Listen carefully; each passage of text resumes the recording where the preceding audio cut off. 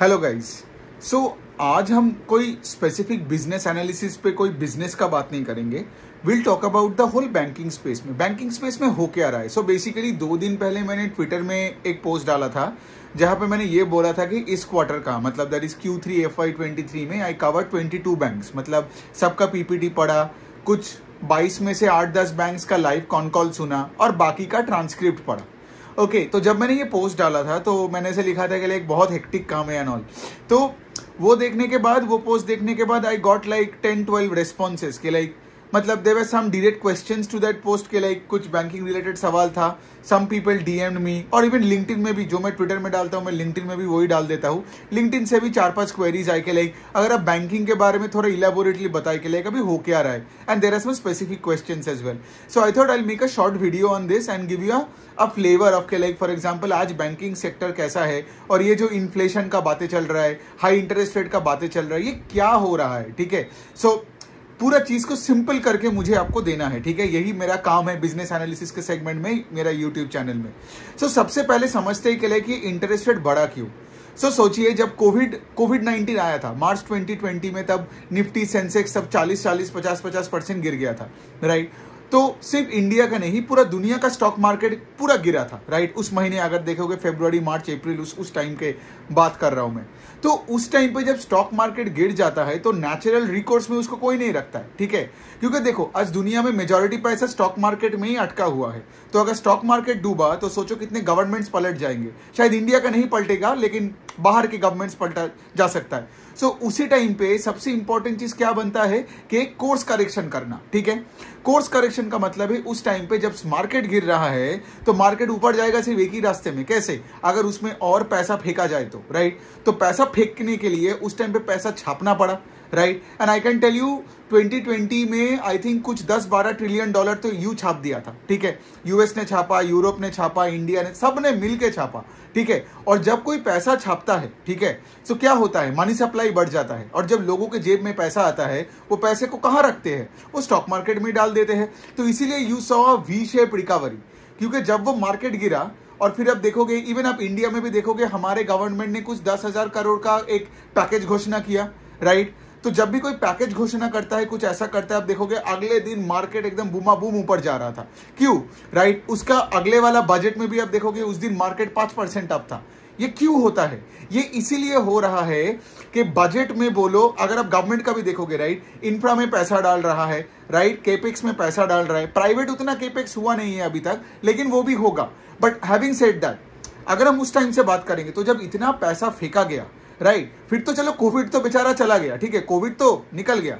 फिर आया एक पार्टी वाला मोड। पार्टी वाला मोड था 2021 का, मैं बता सकता हूं मई जून जुलाई से अक्टूबर तक, वो टाइम, वो 6 महीने। ये क्या हुआ था उस टाइम पे, आप देखोगे ये सारे आईपीओज आया। ये सब लॉस मेकिंग कंपनीज हो या प्रॉफिटेबल कंपनी हो, किसी को फर्क नहीं पड़ रहा था। जोमेटो का आईपीओ आया, नाइका का आईपीओ आया। आई मीन अगर नाइका जोमेटो का वैल्यूएशन देखोगे तो कोई सेंस ही नहीं बनता है। ठीक है, 1-2-4 करोड़ बनाने वाला कंपनी का मार्केट कैप आ रहा है 50,000 करोड़ का, तो क्या सेंस बनता है, राइट। लेकिन जब पैसा फेंकते हैं लोग, ठीक है, तो उस टाइम पे लोग लॉजिक नहीं देखते हैं। तो वहां पे क्या होता है, लाइफस्टाइल, मतलब वहां पे उसको हम इंग्लिश में बोलते हैं वेल्थ इफेक्ट। मतलब क्या, मतलब कोई भी स्टॉक में पैसा, मुझे अभी भी याद है कि उस टाइम पे मेरा पोर्टफोलियो डेली यू बढ़ता था। मैं कुछ करूं या ना करूं तो उससे क्या लगता था, वेल्थ इफेक्ट। जब उसमें अपने घर में जाके बोलता था, मतलब तुमने सुबह उठ के पोर्टफोलियो देखा 6% अप है, तो घर में आप रात को जाके बोलोगे ना कि चलो बिरयानी खाते हैं। So the point is this, जब इतना पार्टी चला तो ये पार्टी कब खत्म हुआ, ये पार्टी खत्म करने वाला एक ही चीज है, वो है कि इन्फ्लेशन। मतलब जब इतना मनी सप्लाई है तो बेसिक इकोनॉमिक्स क्या बोलता है, बेसिक इकोनॉमिक्स यही बोलता है कि सारे चीजों का दाम बढ़ गया। ठीक है, और जब दाम बढ़ता गया तो आप देखोगे, I think it was in March 2022 जब पहले बार रेट हाइक किया। आई थिंक यूएस फेड ने किया, फिर हमारे आरबीआई ने किया। और जब से ये फेड ने या हमारे आरबीआई ने ये रेट हाइक का बात किया, तब से लेके मार्केट ऊपर जाना बंद हो गया, राइट। आई थिंक निफ्टी और सेंसेक्स अभी भी 15 महीने पहले जहां पे था आज वही पे है या थोड़ा ऊपर नीचे है। But all I am trying to tell you इसके लाइक इस तरह से इन्फ्लेशन का पैदा हुआ।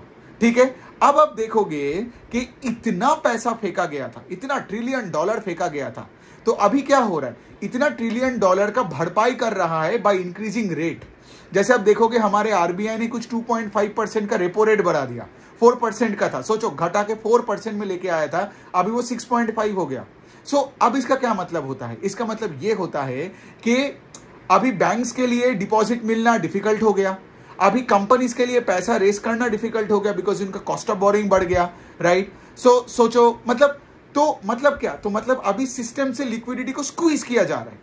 उस टाइम पे सिस्टम में लिक्विडिटी को फेंका गया था जिससे इन्फ्लेशन बढ़ता है, अभी स्क्वीज किया जा रहा है ताकि इन्फ्लेशन कंट्रोल में आए। Got it? तो ये होता है होल पिक्चर। तो ये बोलना इंपॉर्टेंट था बिकॉज बैंकिंग के लिए बहुत रेलेवेंट है। अब सोचिए क्या सीन है, अभी जब कोई रेट हाइक होता है, ठीक है, जब कोई रेट हाइक होता है तो सोचो बैंक्स क्या करते हैं, बैंक्स का जो एडवांसेस बुक है उनका दो हिस्सा होता है, एक होता है उनका फिक्स बुक और एक होता है उनका फ्लोटिंग बुक, ठीक है। मैं वो डिटेल EBLR MBLR में जा ही नहीं रहा हूं, ठीक है, मैं एकदम बेसिक, आप एकदम बेसिक से समझिए। जब अपना कोई रेट बढ़ा देता है तो सबसे पहले बैंक्स क्या करते हैं, उस रेट को पास ऑन कर देते हैं अपने बोरोवर्स को कि चलो ठीक है तुमने रेट बढ़ा दिया, 4 से 6.5 हो गया तो मैंने भी अपना मॉर्गेज का रेट बढ़ा दिया, समझे। लेकिन वो जो बोरोइंग का कॉस्ट है ना, वो बोरोइंग का कॉस्ट बैंक धीरे धीरे बढ़ाते हैं। और मैंने इसे अब बैंक ऐसे ऑल द बैंक्स, तो मतलब क्या, ये जब कोई रेट हाइक होता है, तो उससे सबसे पहले बैंक्स को एक शॉर्ट टर्म में एक नेट इंटरेस्ट मार्जिन में एक बूस्ट मिलता है, समझे। लेकिन अगर मैं Q3 FY23 का बात कर रहा हूं, ये सब बैंक्स पढ़ के मैंने एक ही चीज समझा कि आगे जाके सब बैंक्स का यही डर है कि देखो डिपॉजिट का तो बेस बढ़ने ही वाला है, राइट। डिपॉजिट का जब कॉस्ट बढ़ेगा तब ये निम्स पे कंप्रेशन आएगा, और जब निम्स पे कंप्रेशन आएगा तो ROA में कंप्रेशन आएगा। तो आगे जाके बैंक्स का प्रॉफिटेबिलिटी पे भी, मतलब प्रॉफिटेबिलिटी मींस ऐसे कि प्रॉफिटेबिलिटी ग्रोथ, तो ग्रोथ इन प्रॉफिटेबिलिटी में हिट आ सकता है। तो ये बनता है दूसरा चीज, ठीक है। तो अभी आप बोलोगे कि लाइक ये कब चेंज होगा, ठीक है। अब बैंक्स का क्या कहना है, बैंक सब कॉल में यही बोल रहे हैं कि लाइक हमें नहीं लगता है कि इंटरेस्ट रेट और आगे जाके उतना बढ़ेगा, ठीक है। हमें लगता है कि आगे जाके इंटरेस्ट रेट मोटा मोटी एक एडजस्ट कर लेगा 6.5-7 के आसपास, और फिर तो रेट कट चालू हो जाएगा। लेकिन द पॉइंट इज, अब यहां से प्रॉब्लम कहां से आता है कि आज हमारे कंट्री में ना, अनलाइक द ग्लोबल इकोनॉमी का हालत बुरा है। बिकॉज सोचिए ना, एक तो वो पूरा इन्फ्लेशन का है लोचा, फिर उसके बाद ये आपका पूरा ये यूक्रेन में और रशिया में जो फाइट हुआ और पूरा यूरोप में पूरा हालत खराब कर दिया, ठीक है।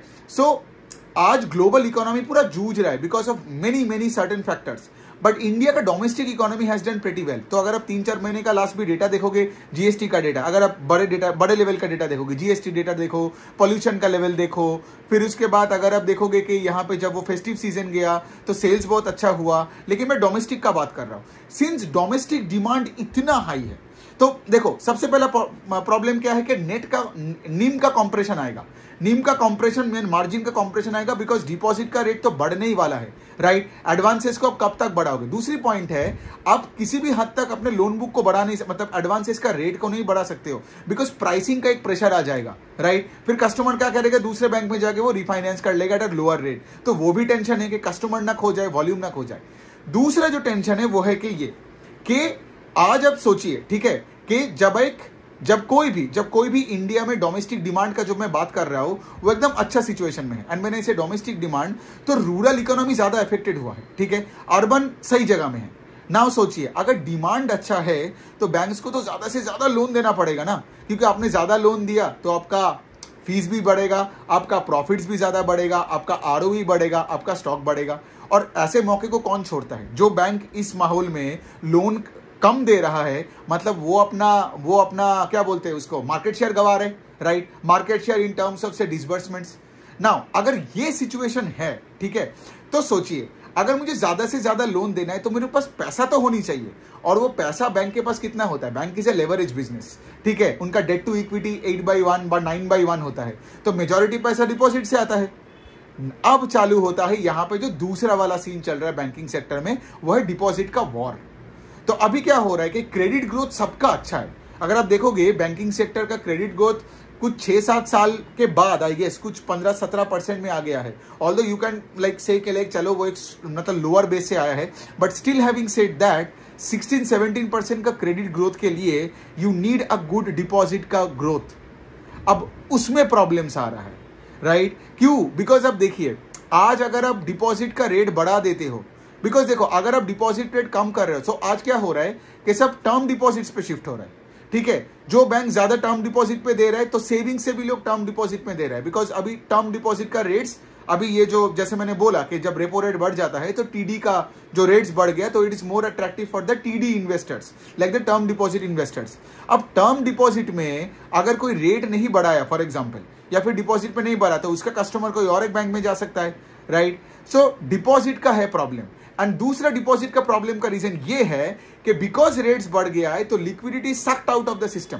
तो आई थिंक आईसीआईसीआई बैंक ने कॉल में यही बोला कि कुछ 8 ट्रिलियन रुपीज था, उसको सक आउट करके अभी 1 ट्रिलियन रुपीज में है, कुछ समथिंग लाइक दैट। उसके इंट्रोडक्शन में ही मैनेजमेंट ने ये बताया।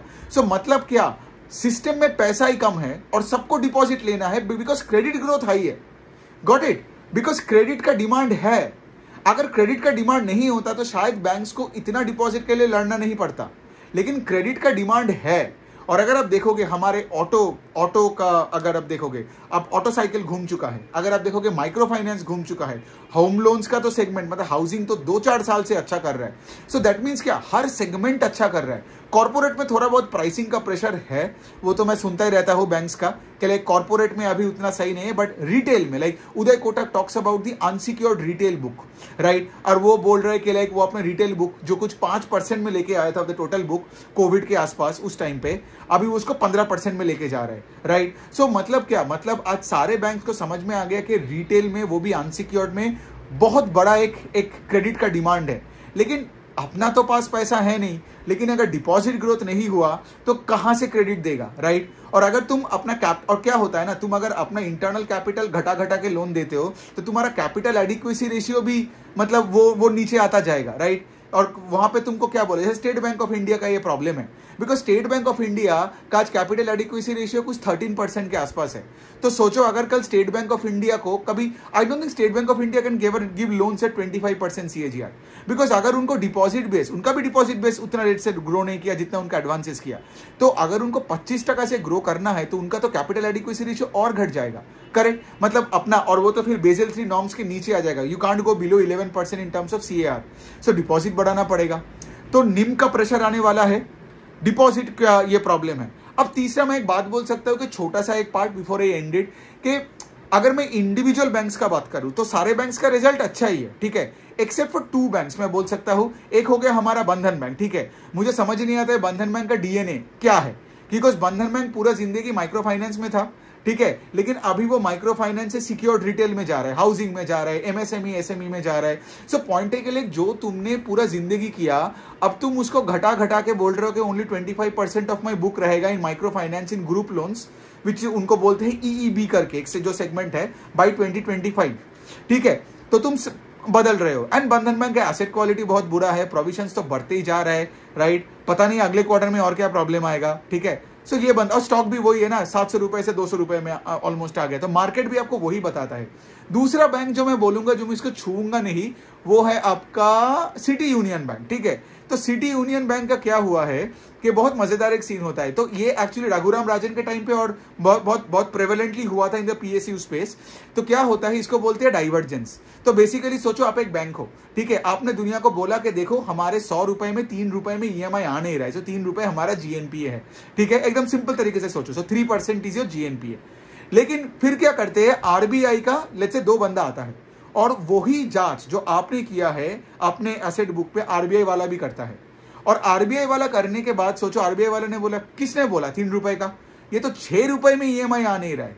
सो इसका मतलब क्या, according to the RBI the GNPA is 6%, but according to the bank is 3%। 6 - 3 is the divergence. Got it. तो कोई भी बैंक का डाइवर्जेंस आता है ना, वो बहुत ही बुरी न्यूज है बैंक का, ठीक है। दूसरा पॉइंट ये है कि लाइक वो अगर आप सिटी यूनियन बैंक देखोगे तो सिटी यूनियन बैंक का तो मतलब उनका तो जो ग्रोथ एस्टिमेट था वो भी घटा रहा है, ठीक है। तो ऑफ कोर्स जैसे जैसे रिजल्ट आया अगले दिन वो स्टॉक देखो एकदम टाइट फिस हो गया। सो हैविंग सेड दैट, ये रहा आज का सीन। तो आगे करनी क्या है, राइट, ये एक सवाल होता है। तो अभी मेन पॉइंट है कि लाइक देखिए, ये जो डिपॉजिट का जो बढ़ने वाला जो सीन है, राइट, इससे शायद निम का कॉन्ट्रैक्शन 1-2 क्वार्टर हो सकता है। बट निम, अगर मैं नेट इंटरेस्ट मार्जिन का बात करूं, वो सिर्फ एक, मतलब वो बहुत सारे मूविंग पार्ट्स का एक हिस्सा है, ठीक है। अब सोचिए ना, निम फीस पे डिपेंड करता है, बैंक के इन्वेस्टमेंट्स पे डिपेंड करता है, यील्ड्स पे डिपेंड करता है, डिपॉजिट्स पे डिपेंड करता है, कासा पे डिपेंड करता है। क्योंकि जिस बैंक का कासा बहुत हाई है, लेट्स से आईडीएफसी फर्स्ट और कोटक बैंक अगर मैं ले लूं, तो दोनों का 50 के ऊपर परसेंटेज है कासा। तो जितना हाई कासा है उतना तुम्हारा cost of borrowing will be lower, correct, compare to say a bank जिसका कासा इज लेट्स से 30%। अगर मैं कोई स्मॉल फाइनेंस बैंक ले लूं तो उनका तो कासा कम होता है, राइट। सो ऐसा नहीं है कि लाइक हम कोई 1-to-1 कनेक्शन नहीं कर सकते कि लाइक अरे भाई आगे जाके डिपॉजिट का तो रेट बढ़ाना ही वाला है बैंक्स, राइट, क्योंकि अभी तो लोन बुक का रेट बढ़ा दिया, आगे जाके तो डिपॉजिट बढ़ेगा तो नीम घट जाएगा। ऐसा नहीं होता है, because see there are so, as I said, there are so many moving parts. You just can't do a 1-to-1 connection in banking, because let me tell you, I've been tracking this sector for almost 6-7 years now, and all I can tell you is that like banking is very very complicated.